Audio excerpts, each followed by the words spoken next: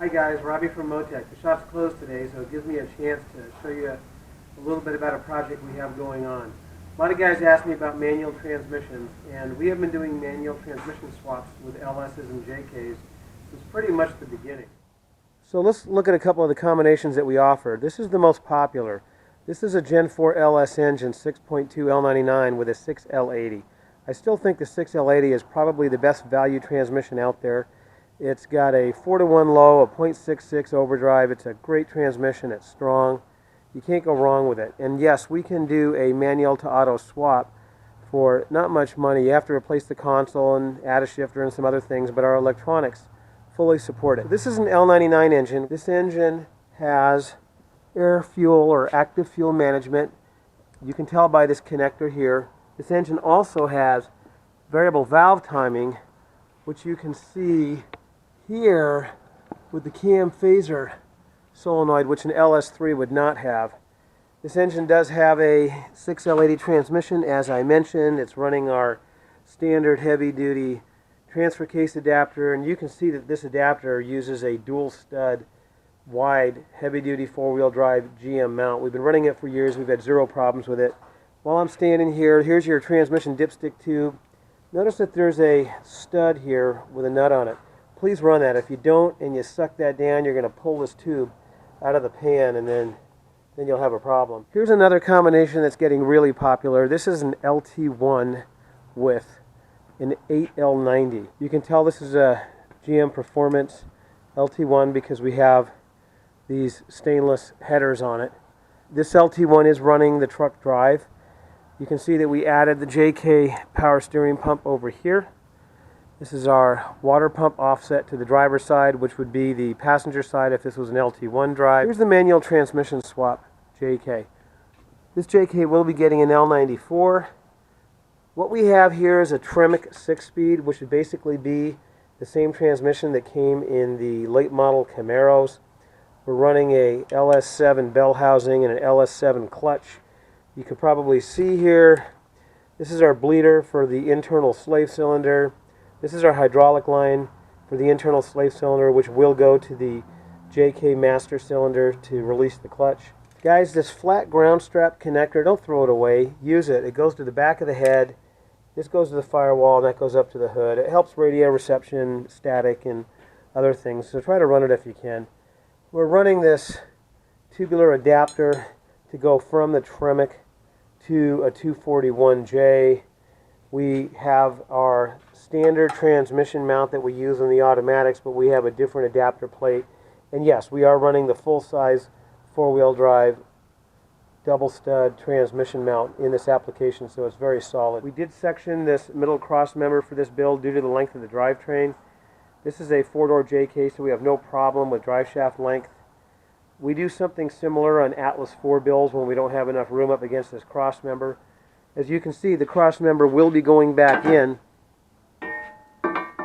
basically right where it was, and we're not losing any strength because we plated and sectioned this, so it's going to be just as strong as it was originally. A little bit about this transmission versus some of the other options that are out there.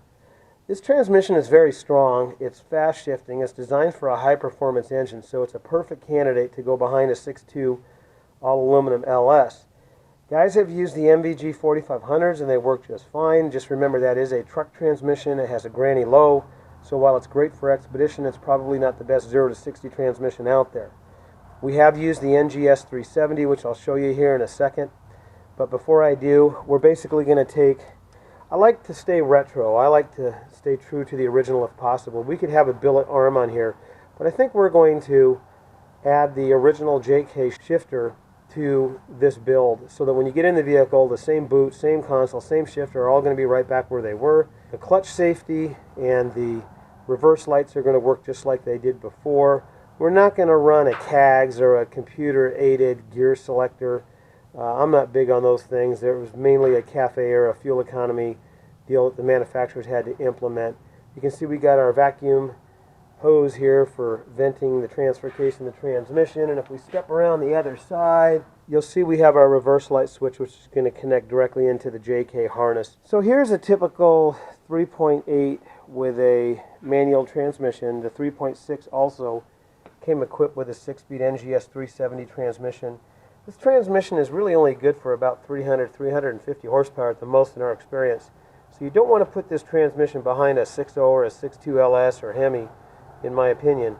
I think this transmission can hold up to a 5.3. We've actually done several builds with it with a 5.3. There is an adapter available that will allow you to mount this transmission to the back of an LS. You do have to change this front case out, which is kind of a pain, or you could go to a TJ case, which ran the larger flywheel for the 4-liter engine. These Caravan motors ran the smaller flywheel, so we have the smaller bell housing, which doesn't made up to the larger flywheel of the LS. So there are adapters out there to get your LS to the NGS 370, but you do have to change this case out and supply your own clutch and flywheel. The Pentstars also had a version of this transmission. Here's a Pentstar engine with a version of the NS3 370. They pretty much ran this transmission right up through 18 in the JK, and they have something similar in the newer JLs. While we're talking about transmissions, here's a good comparison. This is a 3.8 with a 4-speed 42 RLE. I do not like this transmission. This transmission robs horsepower from that 3.8 engine. I will say that if this 3.8 had this 5-speed transmission, or better yet, the 8-speed transmission, it really would have made a much better engine in the JK. But this transmission here robs horsepower. High friction, high heat.